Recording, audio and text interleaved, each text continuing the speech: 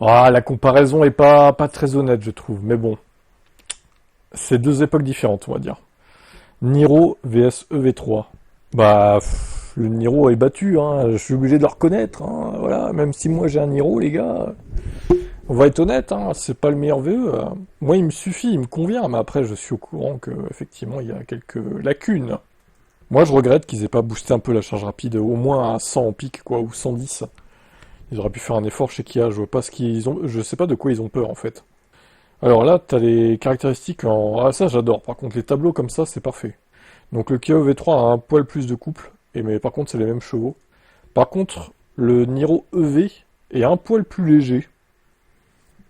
Surtout par rapport à la version... en même temps, c'est normal, vu la différence de batterie aussi. Voilà. Alors par contre, ce que je remarque, c'est que le Kia EV3 58 kWh, il n'y a que 80 kg d'écart, 85, alors qu'il y a quand même 23 kWh de différence. Ouais, ouais, bon. Faut dire qu'au final, le poids des batteries a quand même bien chuté aussi. Le V3 est plus petit, 4,30 m effectivement. Ok, deux tas différents, nanana, à 0 à 100. Ouais, 7 secondes 5, c'est aussi ce que j'ai mesuré à peu près. Ça dépend de la charge de batterie aussi. Moi, j'ai mesuré plutôt 7 secondes 2, 3. Après, bon, ça dépend du relief, des pneus, des températures aussi, j'imagine, et puis donc de la charge de la batterie. Mais les perfs sont similaires, hein. Clairement, c'est des véhicules qui accélèrent de la même façon. Le V3 à 80 kWh est un peu plus pâteau, visiblement. Il est à 8 secondes à peu près. Mais en même temps, il est un poil plus lourd aussi. Et la VMAX, assez similaire. Performance en mode sport à 80% de charge, ok. L'autonomie du Niro EV, 460, le petit EV3 à 436, et le V3 80 kWh, on part sur 600 km maximum. Le Niro consomme un peu plus aussi. C'est ce que j'ai remarqué évidemment par rapport au Kona 1 que j'avais avant. Ça consomme plus, hein. Une dizaine de pourcents en plus quand même. Ce qui est pas anodin. Sur le papier, le V3 est donc plus sobre que le Niro. Mais j'ai envie de dire, heureusement qu'il est mieux que le Niro. Sinon, quel intérêt de l'acheter? Heureusement que c'est mieux. Tout véhicule qui sort, qui est plus récent, est censé être mieux que ces devant, enfin, que les véhicules qu'il est censé remplacer en fait. Tout simplement, hein. Sinon, à quoi bon acheter la nouveauté? Nous avons mesuré une consommation mixte de 17,5 kWh au 100. Le Niro EV graviterait plutôt entre 16 et 16,5. Ok. Dans sa moins favorable configuration, la Kia EV3 a affiché 16,9. Voilà qui est cohérent. En revanche, malgré ses pneus hiver, le Niro EV s'est montré plus sobre sur autoroute, avec 22,9, soit près de 22 kWh avec des pneus normaux. Le V3 a 23,8. Ouh, pas terrible. Un Kia EV3 58 kWh se contente de près de 21,5. Donc le V3 à petite batterie consomme moins. En matière d'autonomie sur parcours mixte, le V3, le Niro EV peut assurer 400 km mixte. 360 pour le petit EV3 et 480 pour le gros. 290 sur autoroute, 270 et 340. Ok. Bon, bah, les temps de charge, il n'y a pas match, hein, de toute façon, voilà. C'est juste... il se fait rétamer, le Niro. Même par la petite batterie, quoi, du Kia EV3. Il y a un quart d'heure de plus. Un quart d'heure de plus pour le Niro. Pouah. Puissance moyenne 65 kW, 87 pour la petite batterie et 110 pour la grosse. La grosse qui recharge un peu plus lentement, mais en même temps c'est normal. Il y a 23 kWh de plus. Logique. Conduite un peu plus plaisante avec le V3, direction un peu plus douce. Ok. Un peu bruyant, ce Niro également. En fait, il a tous les défauts du monde, quoi. Si tu regardes leur bilan, il a rien pour lui, hein, dans ce comparatif-là. Le Kia V3 affiche un empattement de 2,68 m contre 2,72 m. Une menu différence rapidement comblée par la plateforme spécifique. Le rayon au genou arrière est quasi identique, tout comme la modularité avec une braquette fixe et des dossiers selon le schéma 40-60. Côté coffre, le Niro EV garde l'avantage avec un volume annoncé de 475 litres contre 460 pour le V3, mais ces 15 litres ne font aucune différence dans le monde réel. On retrouve sous le capot une boîte de 20 litres avec le Niro EV et 25 litres avec le V3. Les prix, bon. Alors, le V3 commence à 36 000 euros.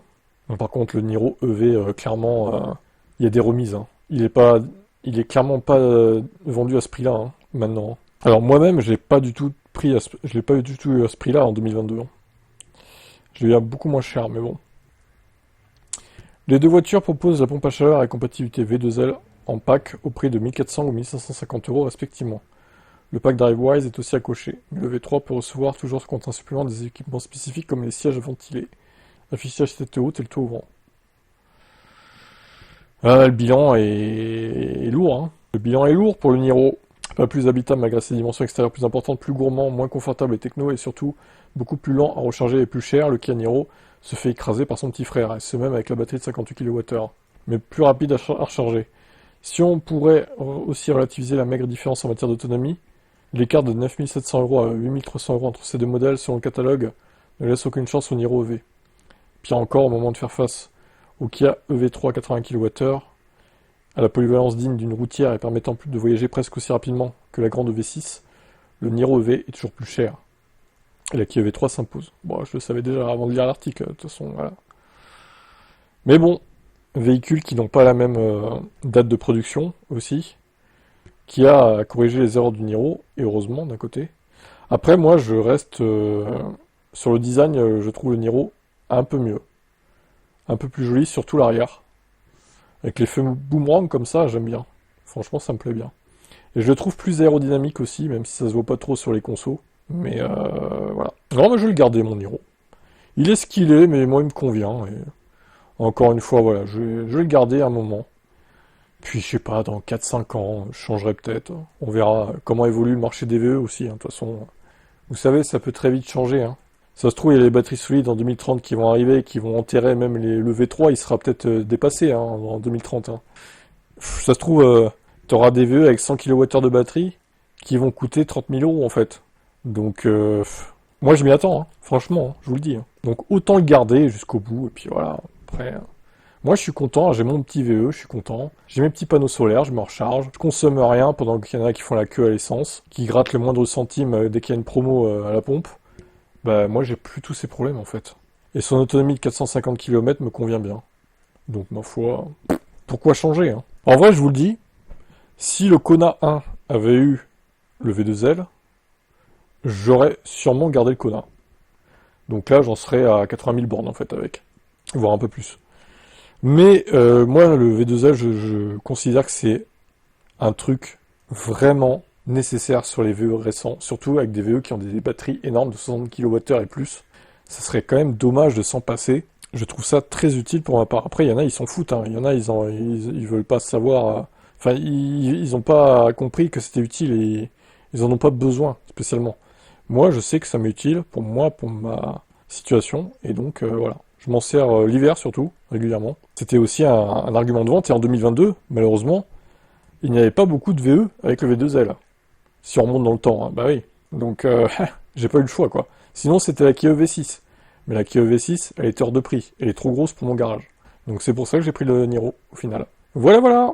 Bon, bah voilà. Hein. En tout cas, je ne dis pas, hein, le Kia EV3 me convient un peu moins niveau design, mais il a l'air vraiment très performant et avec des bonnes caractéristiques.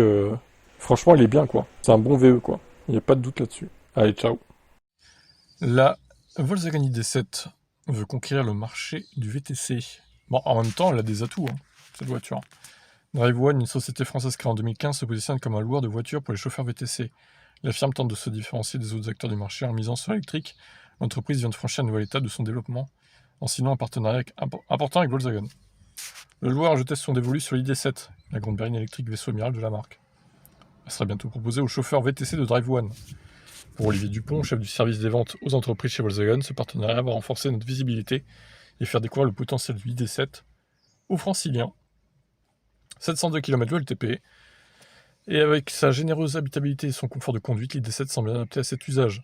Jean-Sébastien Durand, directeur chez DriveOne, souhaite également favoriser les achats européens. Selon lui, l'ID.7 s'est imposé pour devenir une référence de notre catalogue. Avec 19 100 unités écoulées au cours du premier trimestre 2025, l'ID.7 avait bien démarré l'année. On ne sait pas combien d'exemplaires seront immatriculés chez DriveOne, mais l'accord va forcément contribuer à cette bonne dynamique. Bah écoutez, c'est pas mal tout ça. Moi j'aime bien cette voiture. Alors, moi, vous savez que les voitures trop longues et trop larges, ça me plaît pas. Mais je reconnais quand même qu'elle est efficiente. Elle a des bons atouts. Bon, elle n'a pas un design évidemment très révolutionnaire. Hein. C'est très classique. Mais bon, la même en moins large et moins longue, mais avec la même forme, j'aurais dit pourquoi pas en fait. Elle est sympathique, je trouve. Elle recharge vite, elle est efficiente. vu sa taille, donc... Par contre, bon, c'est le prix, hein, elle est un peu chère, du coup, vu qu'elle est grande, mais bon, après ça... hein. Je pense qu'elle devrait bien marcher en VTC, en tout cas. Et vous, alors?